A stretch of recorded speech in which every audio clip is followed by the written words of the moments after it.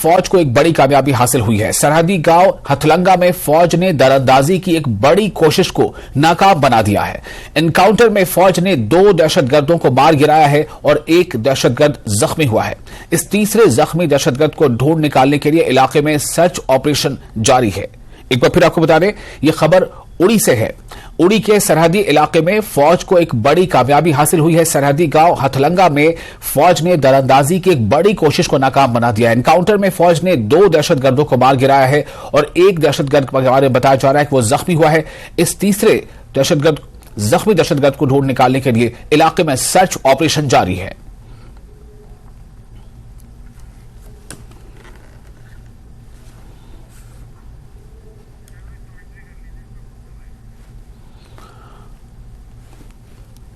तो ये खबर अलग है अनंतनाग में जो ऑपरेशन चल रहा है उससे। ये खबर है बारामूला से, बारामूला के उड़ी के सरहदी इलाके की यह खबर है।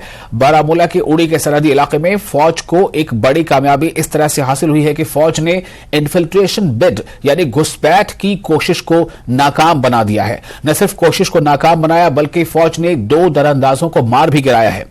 दरअसल हथलंगा जो सरहदी गांव है, सरहदी गांव हथलंगा में फौज ने दरअंदाजी की एक बड़ी कोशिश को नाकाम बनाया। यह सरहदी गांव हथलंगा बारामूला जिले में आता है। बारामूला जिले के उड़ी के सरहदी इलाके में हथलंगा गांव में फौज ने दरअंदाजी की कोशिश को नाकाम बनाया और खबरों के मुताबिक जब वहां क्रॉस फायरिंग हुई उसके नतीजे में जो 2 दहशतगर्द मार गिराए गए हैं। फौज की तरफ से ये खबर है कि 2 दहशतगर्दों को मार गिराया गया है और न सिर्फ ये बल्कि तीसरा दहशतगर्द भी जख्मी हालत में है और उस तीसरे जख्मी दहशतगर्द को ढूंढ निकालने के लिए इलाके में सर्च ऑपरेशन जारी है। और इस वक्त हमारे साथ फोन लाइन पर जुड़ चुके हैं न्यूज 18 JKLH के सीनियर एडिटर तेजेंद्र सिंह सोढ़ी। तेजेंद्र जी, ये बारामूला के उड़ी में ये जो दरअंदाजी की जो कोशिश थी, इसमें क्या ये माना जाए कि ये कामयाबी पूरी तरह से मिल चुकी है या इसमें और अभी मजीद कोई दहशतगर्द है जिन्हें न्यूट्रलाइज करने की कोशिश जारी है? देखिए विशाल, ये 3 आतंकवादियों का ग्रुप था जो लाइन ऑफ कंट्रोल को पार करके भारतीय सीमा में घुसपैठ की कोशिश कर रहा था। या आज सुबह जब सिक्योरिटी फोर्सेस को इंटेलिजेंस इनपुट मिले कि आतंकवादी घुसपैठ की कोशिश करेंगे, उसके बाद ही एम्बुश लगा के वहां पर बैठे थे।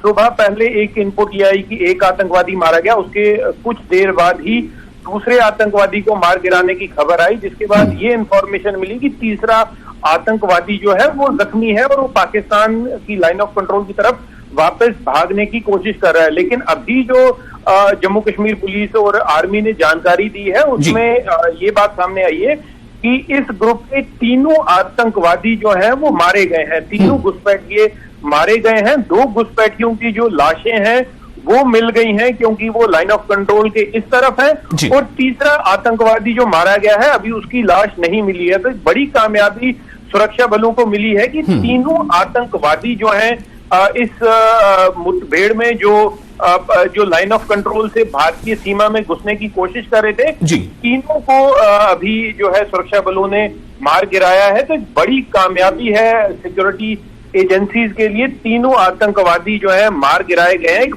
एक बड़ी घुसपैठ की कोशिश की जा रही थी पाकिस्तान की तरफ से।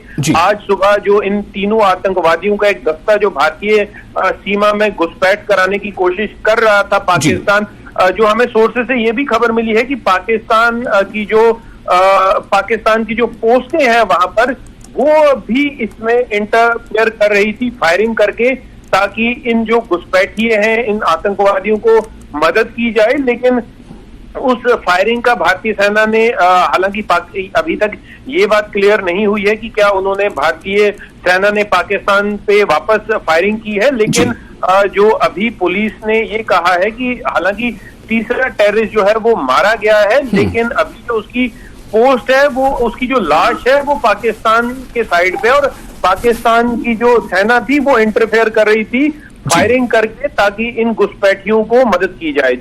जी तेंदर जी, इन तमाम इंसिडेंट्स को अगर देखा जाए एक नजर में, ये पहले राजौरी का जो इनकाउंटर था, फिर कुकरनाग में ये जो ऑपरेशन लगातार चल रहा है, आज चौथा दिन है, फिर इधर बारामूला के उड़ी में ये दरअंदाजी की कोशिश, इसे कैसे देखा जाए? 3 इंसिडेंट्स इस तरह के सामने हैं।